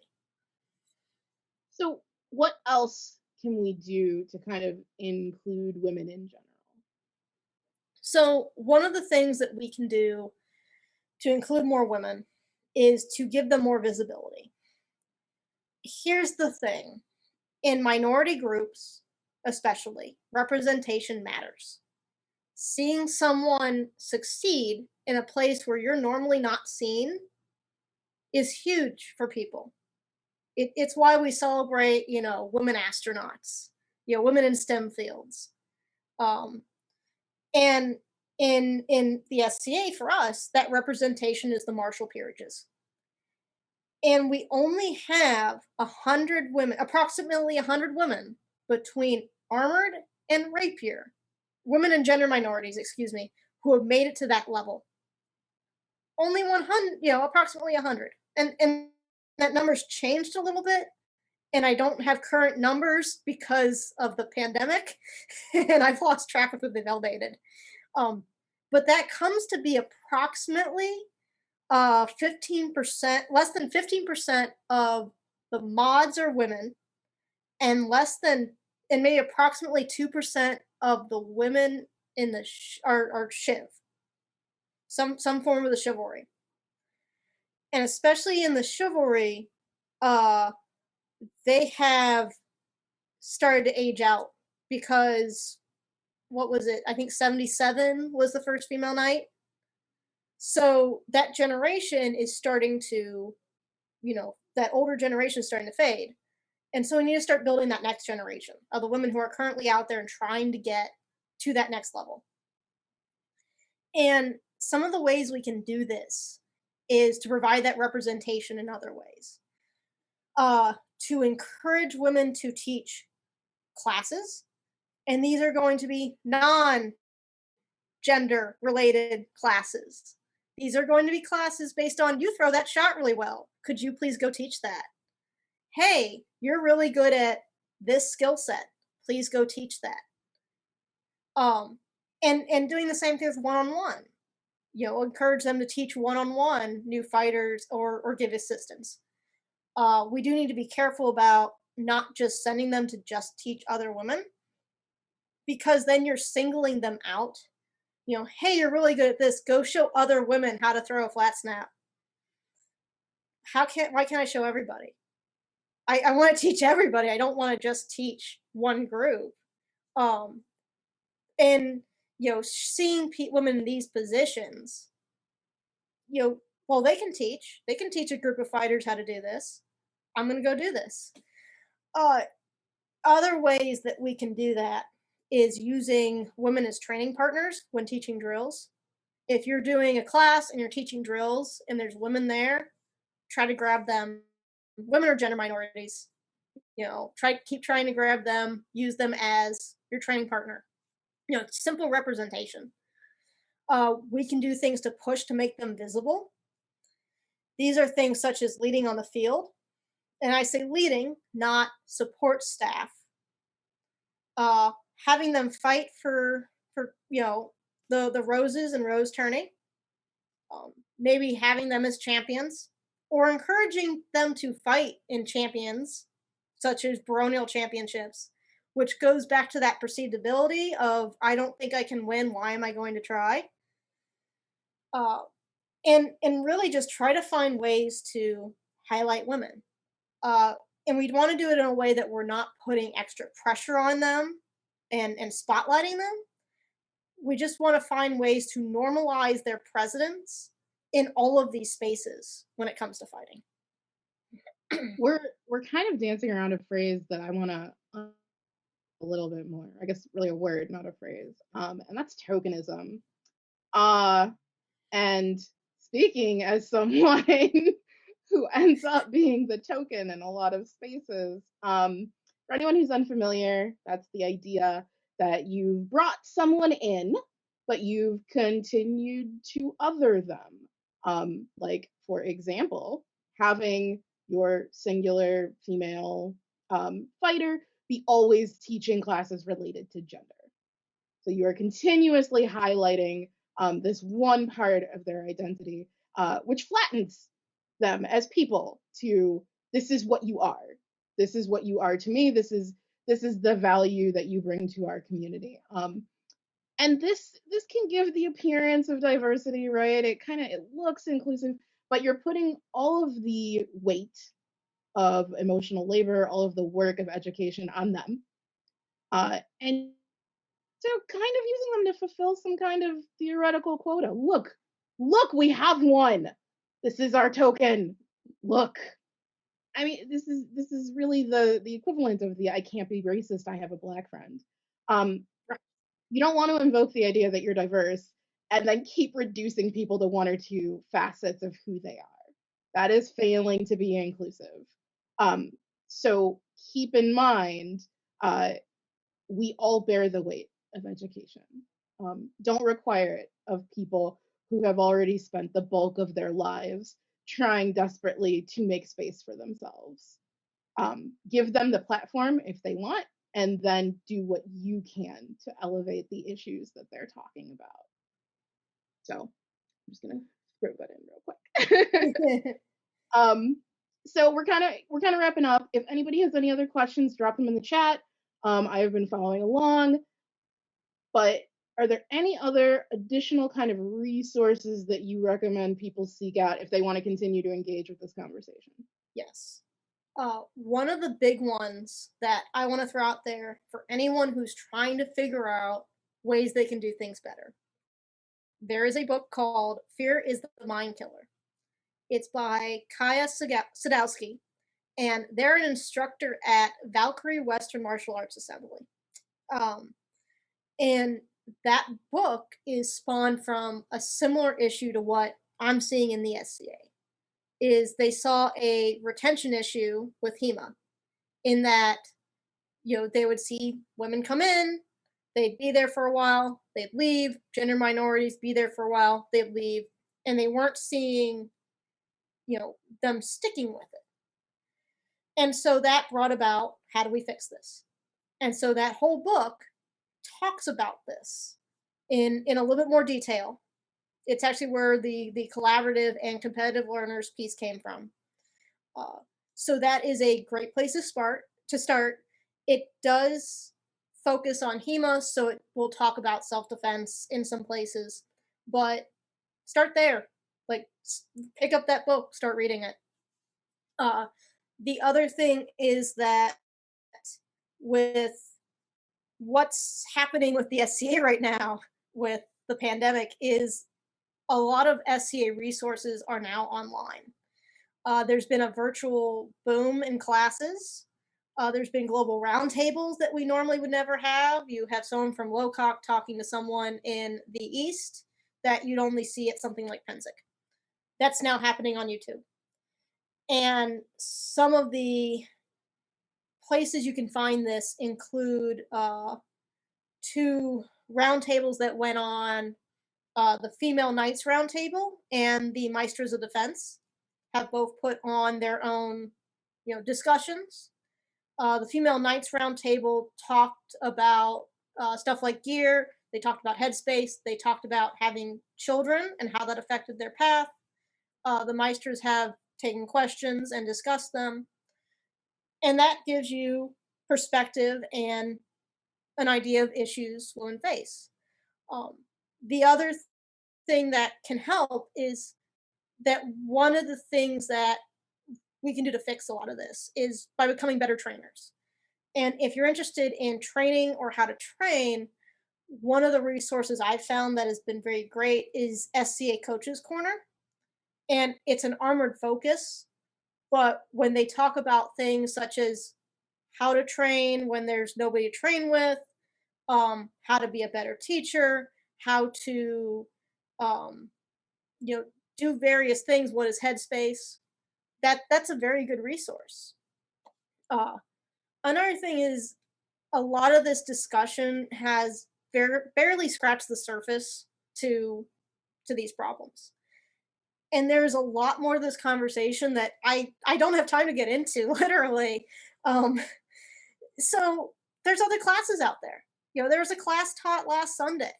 There's been classes taught this entire time on this. Start looking for those. Start watching those. And everyone has their own perspective about some of these issues, but we're going to find that a lot of us are saying the same thing in different ways.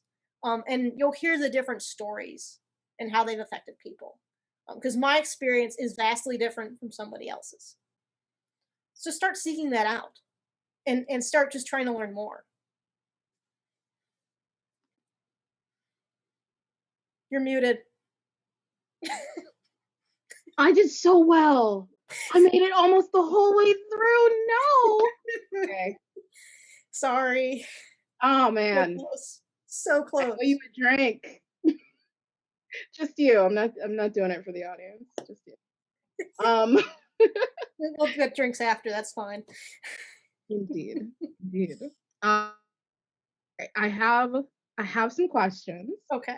Reminder to everyone here. If you have any other questions, drop them in the chat. I will pick them up. We will ask. It's open Q&A time. What a joy. What a delight.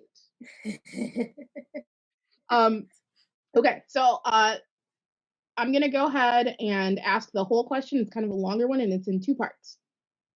Okay.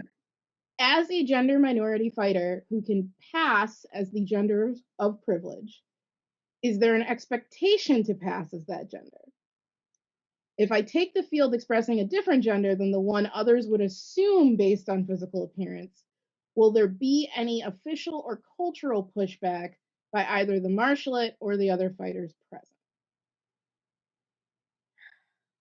I could maybe see cultural pushback from the fighters. I mean, if the armor or if what you're wearing is list legal, I mean, I wouldn't fail it. Um, that's a tough one.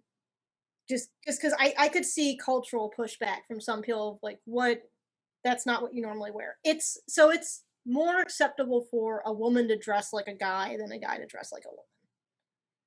Like it's just a thing. And we see a lot of fighters out there that tend to wear more masculine gear. I wear more masculine gear because it's what a soldier in my time would have worn. And I kind of prefer it. I've seen some gorgeous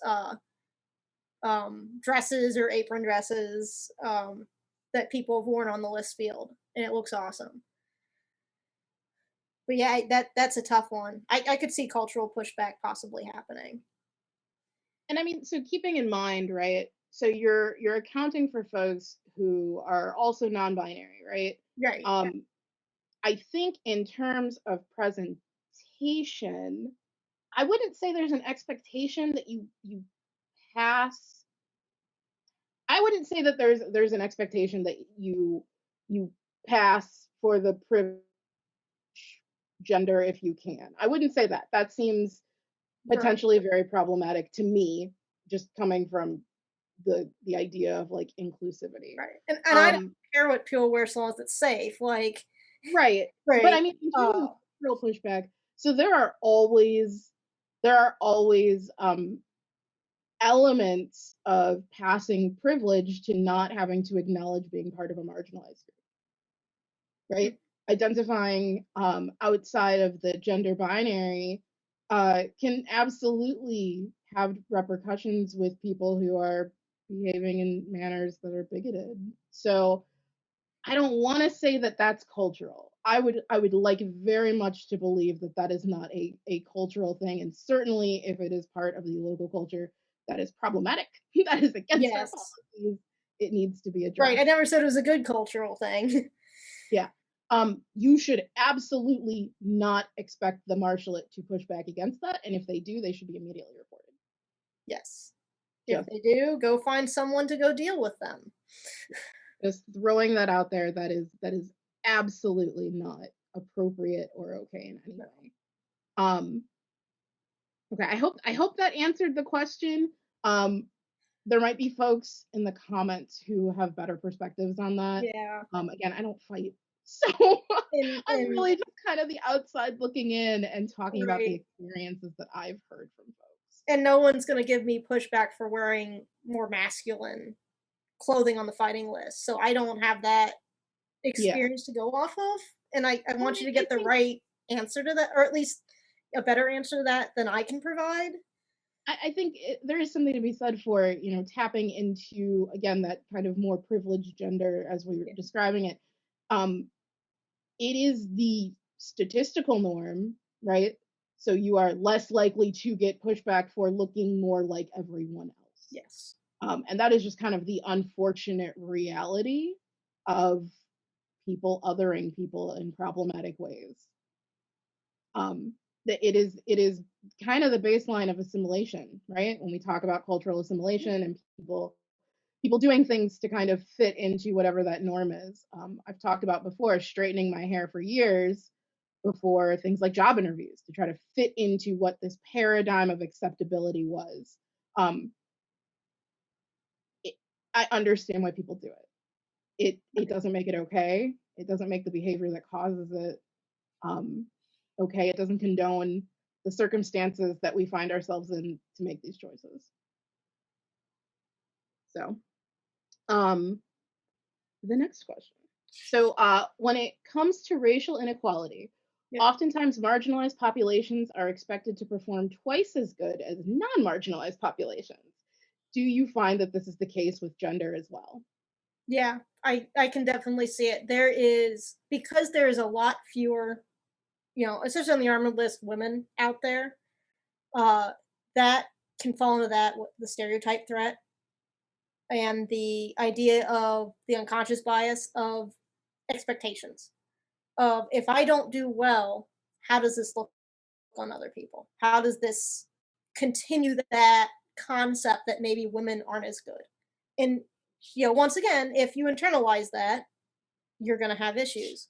But yeah, I've definitely seen women, worry about that kind of things, or worrying about not getting further into a tournament because of that. And once again, women will get spotlighted at events. So we've got a question here. So I'm not entirely certain how specific they're looking for. So I guess just kind of more broad. Can you speak a little bit to individual preparedness outside of training? Yes. So some of the things is, what we're doing is an athletic sport. When it comes right down to it, there's a certain amount of athleticism that comes in fighting. If you aren't training at all, then, if you aren't training your cardio, you can't expect to last as long in a tournament. If you aren't doing some form of, say, I don't want to say strength training per se for armor, because you don't need to lift absurd amounts, but I do have to keep my shield up. And, I've even found over the course of this pandemic, trying to, get back into things and using a shield while working against a Pell, I've lost some of that strength. So there's a certain level of needing to, work on these things outside of training, or working on these skills outside of practice. You can't just expect to, spend most of your life in a desk job and then go home and watch TV and then do well at a tournament, without having some, and if you don't have that athletic background, then you have to then start training these things and using that to become, a better fighter. So there is a certain amount of needing to do stuff outside of just that training, outside of just that sparring or tournament, to be able to, go out there and do the thing. Yeah, I've been chatting with some of the folks in the fighting community about the idea of like conditioning and warm-ups and stretching and just kind of generally making sure that we're taking care of our bodies and treating what we do in the SCA like the sports that they are, because they absolutely are. And if people are not maintaining themselves appropriately, they're gonna get hurt, and they're gonna be discouraged when they aren't growing in skill the way they expect to be, and when they might be outpaced, or it's just really important. It's really important that we kind of take that stuff very seriously. All right, I've got 2 more questions, unless I get any more. Do this. So one of the questions was about kind of plus size advice. So I think both generally, but also with regard to like appropriate groin protection for someone who needs pelvic protection. I did put in the handout a list of some of the places you can find some of the pelvic protection. So that might help. between like plus size versus not plus size? Is it harder to find plus size? Just in your I haven't research. quite searched that one. Some of the so things like Shock Doctor, pelvic protector come or shorts, and you can tuck in, the protector. You can also find things with straps on them. Like my ice hockey ones have straps that, act more like, I guess a jock strap would. So if you really have to, you could probably pull that off and then build longer straps in to help it fit better. Uh, as far as armor, you know, once again, if it's for armored, lamellar is great. It fits a variety of sizes. Rapier, you can do more form fitted, or and build it to fit you better, so long as it's passes the drop test. Um, is that Other folks in the comments have also weighed in. okay? So don't worry. I don't have that. That's not something I've searched for personally. So I'm sure it's out there. It's probably I could see having pellet protectors be harder to find in that vein, especially if they're the shorts variety. I'm going to read one of the comments so that when Mm. this video gets transferred over to YouTube, it doesn't get lost. So one of the comments is, fighting as a plus size fighter, safe and comfortable armor often has to be customized. So having resources to expertise and materials to build your own armor, or having a trusted armorer and finances to work with you and build a custom kit will help keep your armor from hindering your training due to discomfort or active hindrance, like binding, restricting, etc. Homemade groin protection is a thing if purchasable items don't suit the bill. My caveat is to adhere to any guidelines in the Marshal's handbook, and when in doubt, run things by a local trusted Marshal. Yes, always run things by your marshal if you are unsure. I want Perfect. people to be safe out there and have fun. And we do actually have a couple more questions, so I'm gonna go through those as long as you're good. You feeling good? Yeah, I'm doing good right now. What do you, as a female fighter, look for when you approach someone to help teach you something related to fighting? I think sometimes it comes down to personality. Is if you can tell who's out there to and just wants to fight, and you can tell who's out there to teach. Um, so and especially if people seem more willing to discuss things, those are the people that you keep going back to with questions. Because someone who's just out there to fight, yeah, they might teach or be willing to teach. They may not necessarily be able to teach well. And they may not actually be willing to teach because they're just there to fight. So I'll look for who's willing to have that lengthy conversation. And some of it is getting to know people. And you don't get to know people without fighting them either. So if you don't know such and such knight or mod, and you haven't heard from people who this person is and whether they're good at training, you kind of have to find that out yourself. And you may have a great time fighting them, and then start discussing it, and they teach you something. So yeah, it definitely, and it comes down to also receptiveness, feeling that I get from that person. Like if they seem like they're receptive to teaching, then I'll gladly work with them. If they seem like they're kind of like, yeah, it's a thing, go work on that, and move on to the next fight, then that's not someone I want to come back to. That makes sense. And so, speaking as someone who I interact a lot with folks in heavy because of what I do, right? The people I approach are generally people who I see as being safe leaders in the community. And when I say that, what I mean is these are not the people that are making gendered jokes constantly. These are not the people that are mocking people for not understanding vocabulary.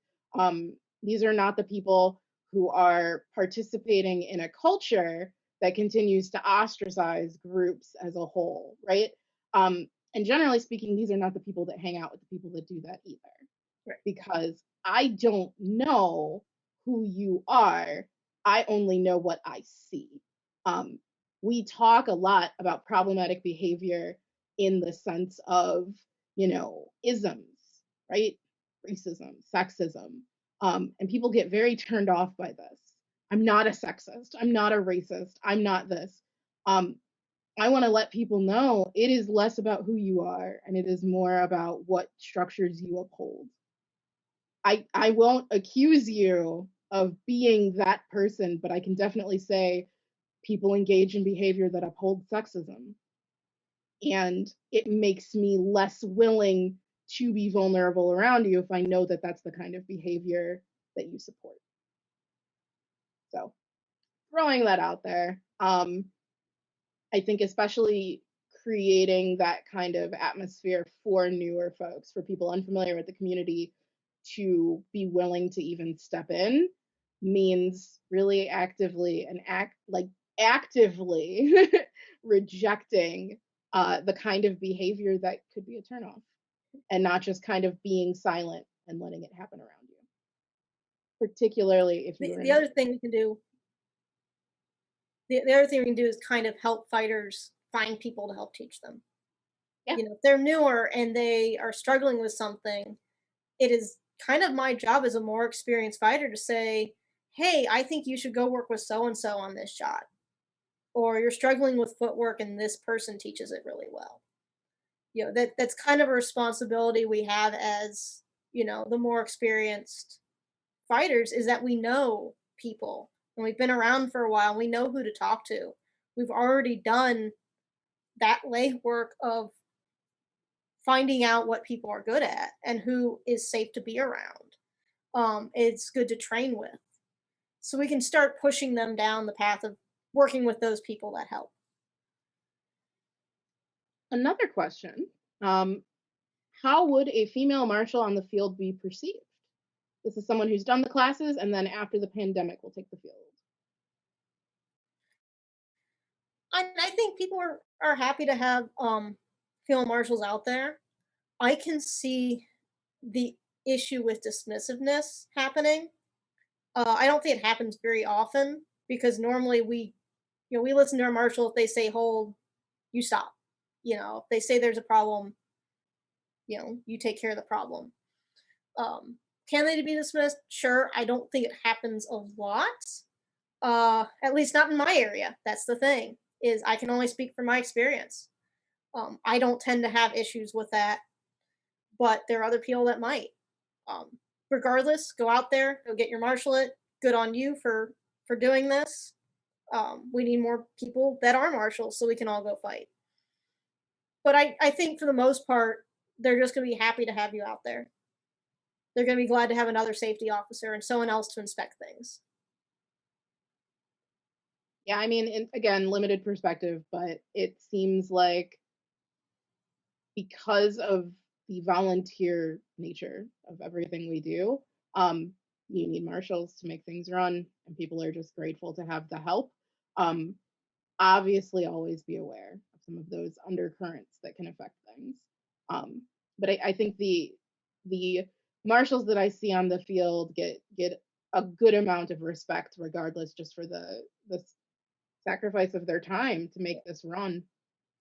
And if someone gives you an issue, like you're bouncing a piece of equipment or someone's being unsafe and they try to challenge you and you're not the head, if you're just helping out for, a tournament or a melee and someone gives you pushback, you can go to someone more experienced. You can also go to the marshal in charge. And if they don't listen to the marshal in charge, well, that brings its own issue. Never feel like you can't go up the chain on things. Yeah. Escalate.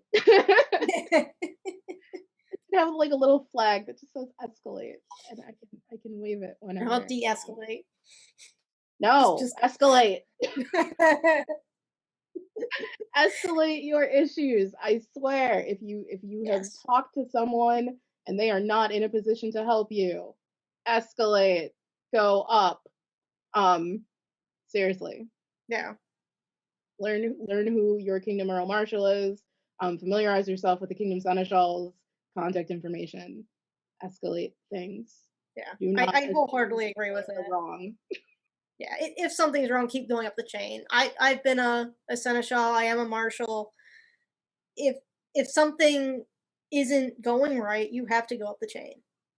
Um, and you know, you don't want people to get hurt out there. If someone is actively saying no, this is fine, but clearly the tip is coming off their rapier, and you can see the metal poking through, and they want to dismiss you, that's not safe.